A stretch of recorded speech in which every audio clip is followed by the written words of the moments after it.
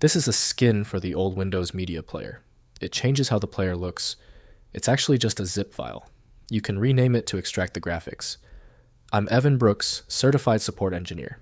Let's try it. We're tackling this WMZ file systematically, and I've reserved the most powerful data extraction technique for the end, just in case. A WMZ file is associated with Windows Media Player skins and extraction. It typically contains compressed skin data used to customize the appearance of Windows Media Player. These files can be opened and extracted to access the skin components, allowing users to personalize their Media Player interface. WMZ files are compressed archives, often utilizing zip or similar compression algorithms. The internal structure contains XML-based skin definition files, image assets, BMP, JPG, PNG, and potentially script files for dynamic skin elements. Extraction tools are required to access the individual components within the WMZ archive.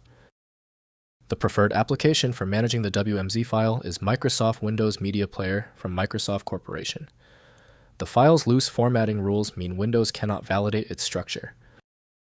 Windows offers minimal insight into archive contents, so you'll need decompression utilities to open them. Open the menu by right-clicking your WMZ file and choosing Open With. Try Microsoft Windows Media Player first. If it's absent, select another program. This trial and error approach is critical for diagnosis. If the WMZ file is still giving you trouble, relax. When the primary software doesn't work, we need to quickly isolate the error. Let's run through these 3 essential troubleshooting steps right now. First, apply in Windows Media Player. Double-click the WMZ file to automatically apply the custom visual skin to your Windows Media Player. Next, access Skin Chooser.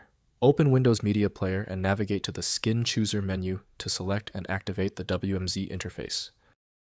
Finally, extract skin assets.